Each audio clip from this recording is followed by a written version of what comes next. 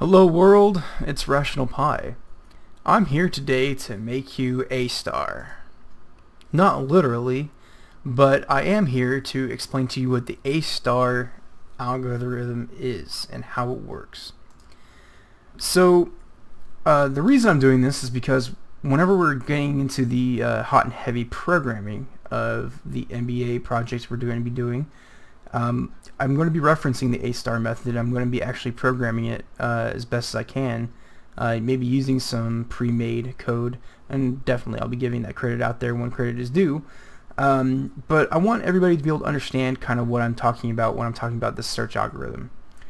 So a little bit about the A-star, and I have some notes here. Its primary use is for path finding or goal finding when you go from one node to another node.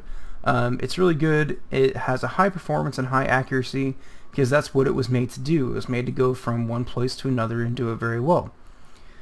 Some problems with the A-star method though is it does not pre-process the graph, and so any algorithm that can have initial knowledge of the graph or the map that it's working on will obviously have a major advantage over the A-star method. It also relies on path heuristics being given to the algorithm. Without that, it can't really map out what it's trying to do. The heuristic is a very important part of the A-star method, and so that has to be initially given to it for it to be able to work. The performance of the A-star method in O notation is O to the B to the D power. B being the branching factor, which means how many times can it branch out and how many times does it branch every time it makes the tree branch. And then D is the number of nodes from the starting node to the ending node. So if it takes 5 nodes, it'll be B to the 5th power. That's just a way to figure out how much time it's going to need to be able to process.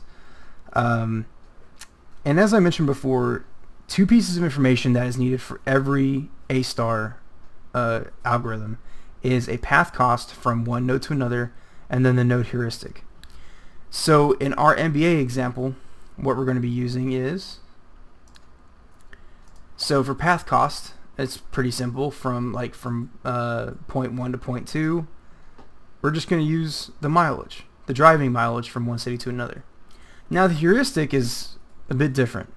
Obviously we don't want to add mileage to a win percentage because A, the units won't work, and B, it just wouldn't make a whole lot of difference adding 54 or 0.54 to 580.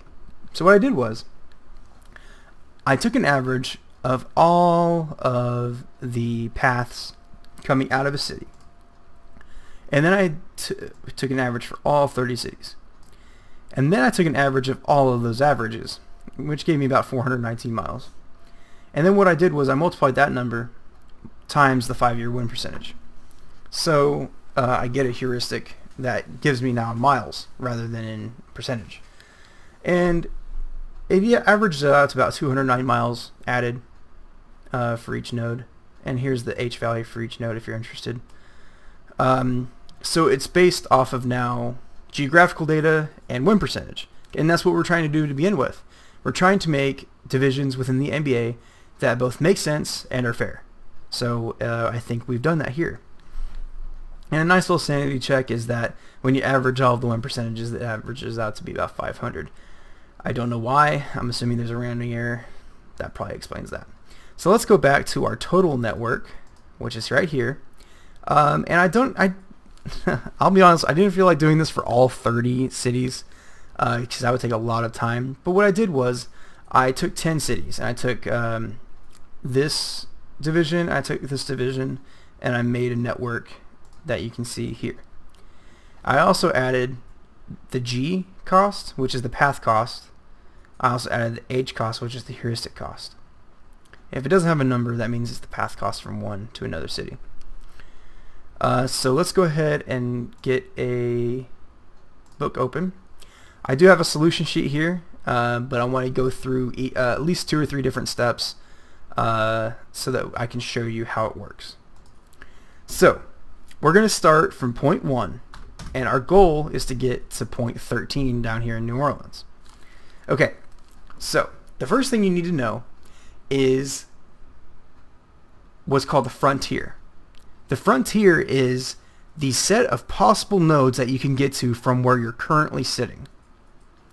So my current frontier from 1 is 7 and 30. So we're going to put 7 and 30. Now the two pieces of information you need to know to decide where to go is your path cost. So from 1 to 7, it's 765.6 miles, and from 1 to 30, it's 1,728 miles. And then we need the path here, or the node heuristic. So for 7, it's 192.63, and for 30, it's 138.35. So we want to add those things together, and then we'll make our decision on where we're going to go. So it's pretty obvious the first place we want to go, the place with the least resistance, is number 7. So we're going to go ahead and figure out what our new frontier is. Well, 30 is still there. We can still always go back and go to 30, or we can now go to 8. And since 8 now goes through 7, we're going to make a new step in our tree and put 8 here. We're going to put its mileage, which is 521. Its heuristic is 224.56. We're going to sum those things together. So what did I say our frontier was? 8 and 30. Now we have to choose between 8 and 30 where we're going to go next. I made an error here. It's not 521, that's the total cost now. We now have to add that 521 to the 765.6 plus 521. And that's going to give us the true amount of mileage that we're driving, because we're not just driving from 7 to 8. We're going from 1 to 7 to 8, so we need to add that additional mileage in there. So 8 is still going to be our quickest path. So now from 8, now we have two choices. We can now go to 9 in Oklahoma City, which is my hometown, and 10. So we're going to add 2 lines here, and we're going to create a new branch. So we can now go to 9 or 10. So we want to add our mileage from Colorado to Oklahoma, which is 678.9. I can't type today. That plus 795.1 to Dallas. The heuristics, 283.09 and 247.97. Add those two things up to give us our new costs. And there we go. So now our frontier consists of 3 nodes, 9, 10, and 30. So now we need to compare the true costs to get to each of those nodes. And actually this time it's going to end up being 30. So now we're going to go back to number 1. Now we're going to travel to 30. So from 30 there's only one path, and that goes down to 14. So its total mileage is going to be 1728 plus 700. Its heuristic is 263.44. Add those two bad boys together, and you get 2691. So now we're going to go back to number 9 because that has the shortest path. And from number 9 we now open up 3 different paths. This is where things get a little bit complicated. Because yes, while we already have number 10 here, that's going from 1 to 7 to 8 to 10. Now we're going from 1 to 7 to 8 to 9 to 10. So it's a different path, so it's going to have a different cost. And we can also go to 11 and 12. So we're going to add this to 206.3. We're going to add this to 467.1. And we're going to add this to 445.2. Its different heuristics are 247.97, 304.38, and 246.91. Now I apologize in advance if you cannot see these numbers. If you can't, I can always supply the data or redo the video if needed.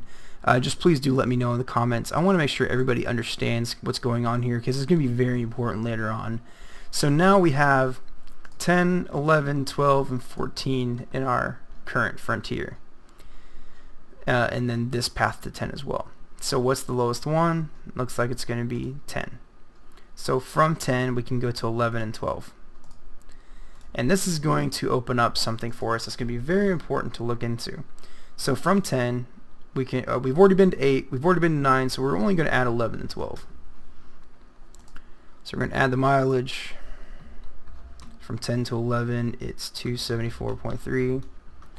I put a lot of work into this, so I hope you guys are following and are able to understand what's going on. If not, I'm more than welcome to answer questions on Twitter, by email, whatever your primary method of communication might be. So from 10 to 11, or sorry, heuristic for 11 is 304.38. Oops. And 246.91. Now we want to add those things. There and there. So what do we notice from here? What we do notice is the path going from 1, 7, 8, 9, 10 is greater than 1, 7, 8, 10. So we know this path can be eliminated. What we also notice is the paths from 1, 7, 8, 9, 11, 12 is greater than 1, 7, 8, 10, 11, 12. So actually, this can now be eliminated, and since we have no further viable nodes from 9, 9 can be eliminated. So we're just going to go ahead and get rid of those. So that's where things got a little bit complicated, but it also made things a little bit easier because we now don't have to go back and study those things. So right now our only frontier is 11, 12, and 14. And right now 12 is our closest node, or our least path code. Not code, node. I am stumbling all over my words today, and I apologize. I am better than I promise I will do better for you in the next video. So from 12, where can we go? We can go back to 11, which doesn't make any damn sense, or we can go to our goal node, which is 13. So what we want to do is add that to our path to 13, which is from 12, which is 347.7. The heuristic there is 184.12. Add that bad boy together. Bang. So right now we have 2660, 2852, and 2691. So 22660 is going to be what we're going to be looking at. However, if we go to 11, the only place it can go to is 12 and 13 directly. But we don't want to go to 12 considering, I guess let's just go ahead and do the math and I'll show you. 13. Let's add that mileage. So from 11 to 12 it is 197.3. From 11 to 13 is 543.3. Get those heuristics up in there. And I'm being as repetitive as possible because it's very important that we understand those things. 184.12. And we want to add those guys together. Now, so from 11 to 12 doesn't make a whole lot of sense considering we go straight to 12 from 10. So we're just going to go ahead and get rid of that. Get rid of that. Okay. And then we also realize that now we have 3 in our frontier, and this is going to be the shortest one. So we're going to go back, all the way back to Minnesota, through Tennessee, and now we add 13 down here. So now all of our paths are going to lead to our node. So we're going to know what the best path is after this calculation. So we're going to add again. I'm sorry if that's boring for you guys, but I want to make sure again that this is all making sense. The heuristic 184.12. Add those suckers one more time. Okay. So now we have one node in our frontier, and that's our goal node, and we have 3 separate paths that would get there. So the best path is the one that makes a lot of sense just looking at the eye test is 1, 7, 8, 10, 12, 13. So we're going to go from 1 to 7 to 8 to 10 directly to 12 and then to our goal of 13. And by doing that, we actually end up shaving off roughly 200 miles or so, 230 miles or so. So while it looked like we did a lot of calculating, whenever you build this in an algorithm, it obviously can do that in a whole lot of a faster method. So I wanted to do a hand-written out example. I hope you guys understood. We now made it from Portland, Oregon to New Orleans, Louisiana in roughly 2,800 miles driving. I have no idea if that's too correct or not. But one thing of note is, by looking this way, you would expect it to be a lot longer than any other paths that you created. However, if you go back through 11, it actually ends up being longer than driving from Portland to Minnesota, down to Memphis, down to New Orleans. So that's something interesting to look at. So the optimal path is that little diagonal that we just went through. Obviously, I would not suggest that whenever you're driving to these cities. If you can take a direct path, obviously that is preferable. I thought about doing flight distance, but I figured let's make this experiment one to where if somebody wanted to drive to all of the states and all of the cities that have NBA teams, what would be their best path. I hope that made sense. That's the A-star algorithm in a nutshell. In our next video, we will start setting up our logic for whenever we start coding. A like and subscribe is always appreciated. I hope you've liked my Let's Play videos while I've been setting this up, and I'll see you guys in the next video.